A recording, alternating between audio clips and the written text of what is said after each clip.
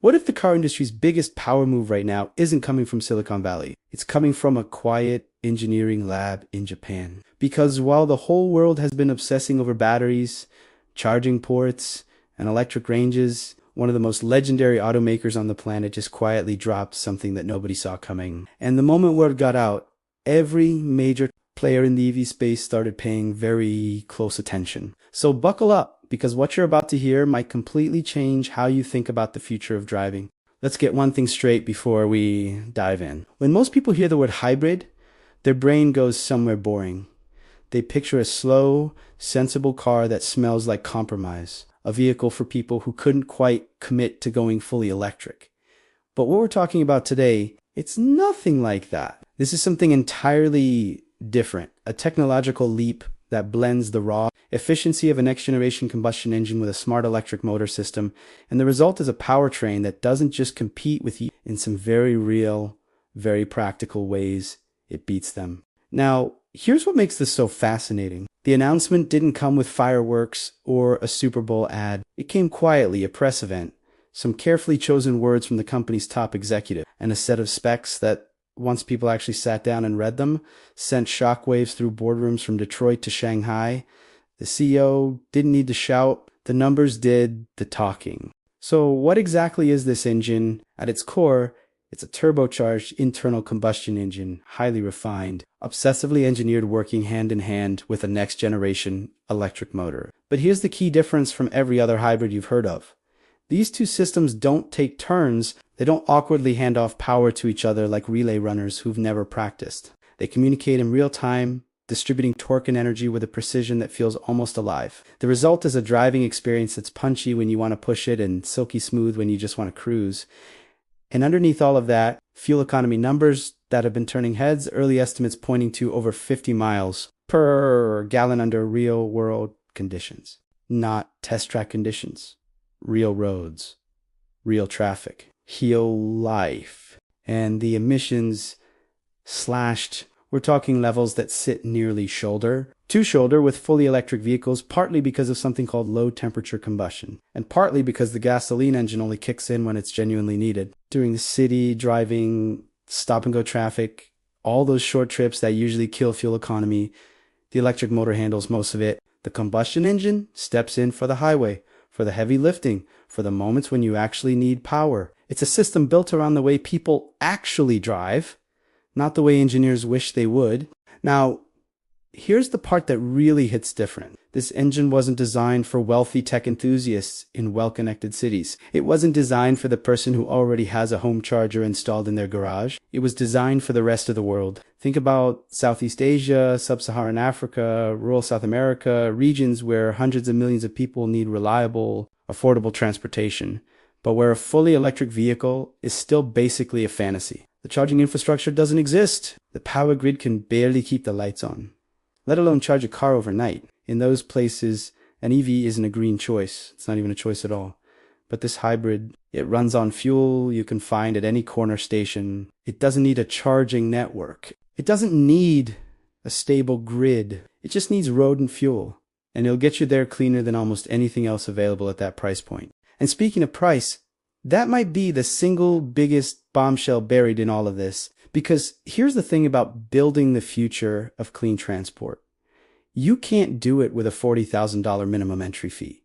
That's not a revolution. That's just rebranding, luxury. What makes this engine genuinely disruptive is that it doesn't require rare earth minerals in massive quantities. It doesn't demand entirely new factories or entirely new supply chains. The manufacturing infrastructure already exists. The workforce is already trained. Scaling this technology globally doesn't mean starting from scratch. It means taking decades of refinement and deploying it at a price that everyday people can actually afford. For the person in their 20s saving up for their first car, caught between an overpriced EV and a gas guzzler that belongs in a museum, this changes the math completely.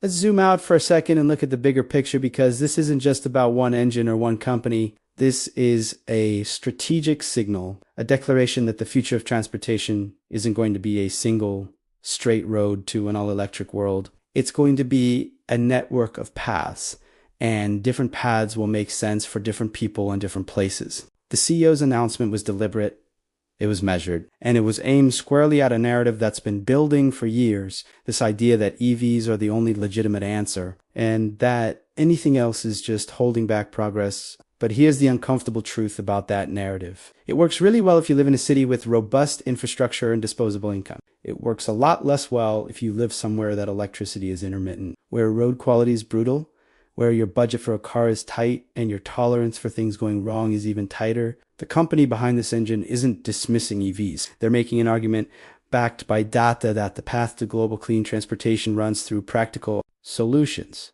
not just premium ones.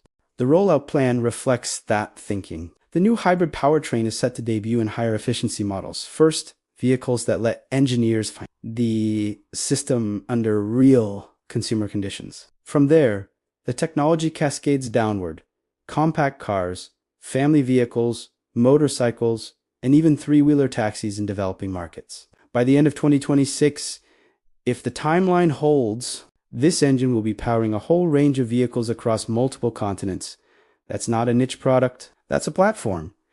And the competition, they noticed, there's no open panic, no press releases saying we're scared, but industry insiders are talking.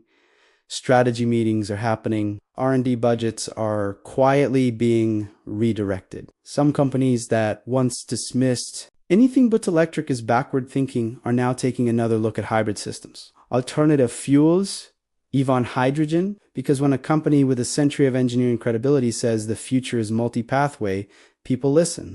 Does this mean electric vehicles are in?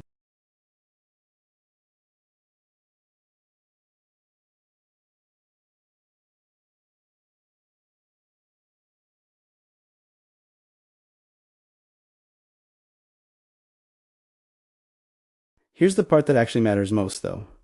And it's the part that never makes the glossy highlight reels. A family in rural Indonesia, a commuter in Lagos, a small business owner in rural Brazil. These are people who need clean, reliable, affordable transportation just as much as anyone in Los Angeles or Berlin, maybe more. And for years, the conversation about clean driving has basically left them out. The products being celebrated, the policies being written, the companies being funded, most of it assumes a customer who already has access to all the things that make EVs work. This engine, if it scales the way the numbers suggest it can, doesn't just add another option to the menu for wealthy consumers. It rewrites who gets to sit at the table. That's the quiet revolution hiding underneath all the specs and strategy talk. It's not about whether this powertrain can beat a particular electric sports car in a drag race. It's about whether clean transportation can stop being a privilege and start being a right. Whether the green revolution can finally mean something to the billions of people it's currently bypassing.